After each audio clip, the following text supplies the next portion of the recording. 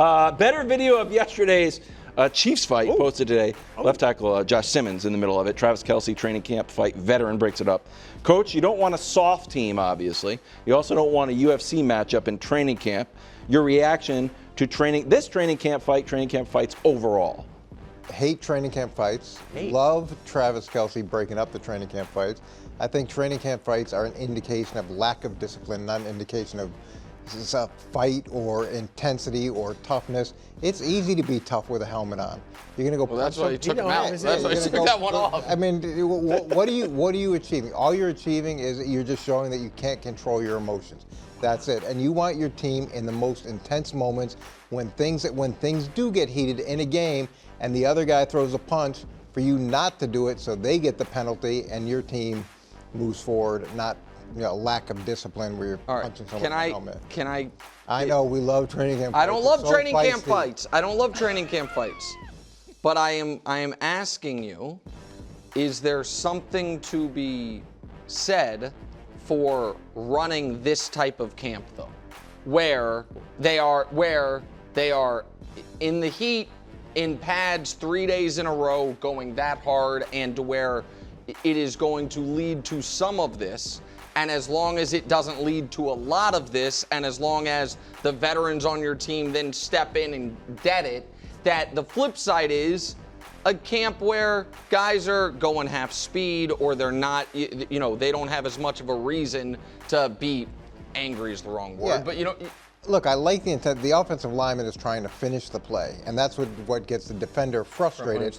So I love the fact that he's trying to finish the play.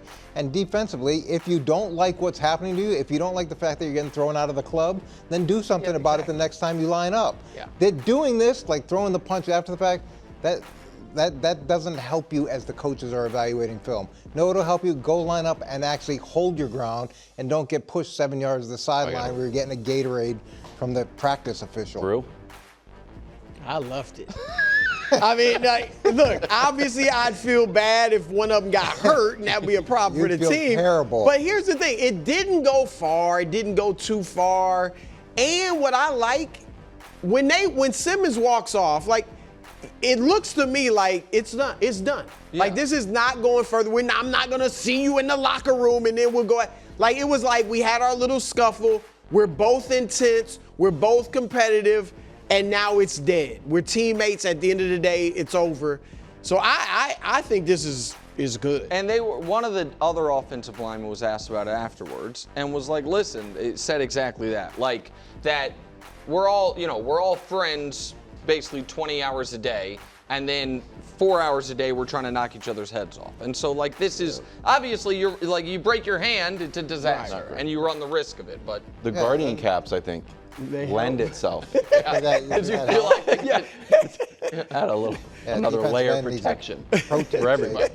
We're going to head to Cleveland for this hot topic. Browns owner Jimmy Haslam weighed in on the Browns' budding QB controversy. Not there yet, but we're controversy adjacent. This is fresh video of Shedeur going against the #1 defense. First team defense. Here's Haslam on who made the draft calls and when we're going to see the rookies in a major way. We have 5 quarterbacks on the roster.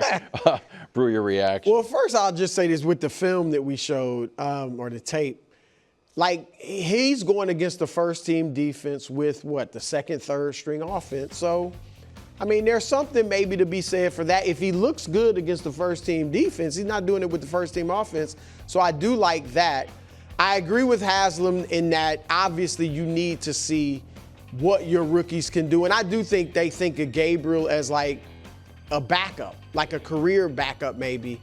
So what can Shedeur do? I think it's important to see what he can do this season, because if he's good, then maybe you have your franchise quarterback. I'm not saying throw him in there if he's absolutely clearly not ready, but if he's clearly not ready, then he's not our franchise guy. But the thing is, Arch Manning is hovering.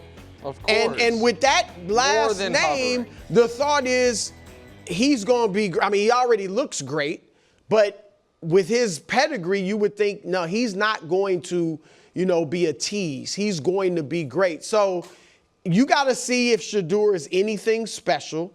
And what's the worst thing that can happen if he goes out there and he's not special? You have a terrible record, which gives you a better chance to get Arch.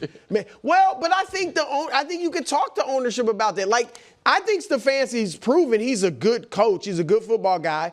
Ownership should be like, look, let's see what these young kids can do. I mean, I don't know that they'd say this to you, Coach. You're not getting fired if we're terrible. They're going to be terrible. I was told that. But they're going to be terrible. If you make this move, you're not getting fired. Doesn't matter what your record is. You got fired. So they're going to be 1-7 or 2-6 with Flacco talk about what was said. So it was Barry's call, right? He controls the roster, right? But both these kids need to see game time, which means both those players are going to be on the roster. So the owners just told us that both those quarterbacks are making the team. But it's Barry's call. But both those quarterbacks are making the team because the owner just told you. And then it's Kevin's call who plays, but both of them need to play. So is it Kevin's call who plays, or absolutely both of them need to play? So I think they're both playing, right? So they're both on the roster. They're both playing. Now, that's just a suggestion. I'm just making a suggestion. Yeah, that's it. It's just, if it works, it's a great suggestion. If it doesn't, it's like, hey, just put it out there. I'm just the owner. Yeah. It's your call. Before I give my take, I want to add something else to the conversation for Kevin Wildes, especially because last segment was a little tough. For you. I crushed it. For our relationship. Oh, gosh. I just wanted you to be able to see it now. I don't care that it's not. There we go. It's fine. He was the best one. Gabriel had a touchdown. Okay. There's one. But he was facing the first team This defense. offense is bad in training camp. They average 21 points a week. They're running the ball. They're playing the first team defense. So here's what's so interesting about where I find myself with the Browns. Of everyone on the show going into the draft, I was the only Shedeur skeptic. Right? Like the only one. I think you thought like the Steelers would make a ton of sense. The only one at this desk? Oh no, I'm sorry. Of the three of us. I wanted the Steelers to. You wanted I thought they'd have to trade up. Right, exactly. And you liked him more than Cam Ward. And I said that I think that I wasn't as certain as everyone else that he was a franchise guy. And yet he has found himself in maybe the only situation imaginable where I would be arguing he's got to play. Because he has found himself with Kenny Pickett, who is not an NFL quarterback. He's flatly not an NFL quarterback. We have seen it every chance he's had, every opportunity he's had to play. Flacco, who I just think if you're the Browns, what are you doing? Why? Unless they think they can actually make the playoffs and so if you want to start Flacco at the very beginning of the year, so be it. Starting to the bye. Right, or even less than that, but so be it. And then Gabriel, who through no fault of his own commits one of my cardinal sins of quarterbacking, which is he's tiny. And so, he's tiny. And so when he's competing with those three guys, I want to see him. Yeah. And the fact that whatever those training camp stats are worth, and maybe it's next to nothing, it's not nothing, and it's not 0% that they're worth. And every time we show him, he's at least in line with everybody. And so I just think generally better. I think there is close to a 0% chance that 3 years from now, the Browns starting quarterback is Joe Flacco. That 3 years from now, the Browns starting quarterback is Kenny Pickett. And that 3 years from now, the Browns starting quarterback is Dylan Gabriel.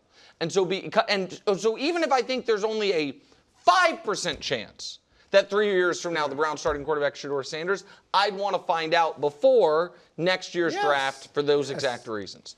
Thanks for watching. Subscribe here to get more from the show and to check out clips from other shows on FS1.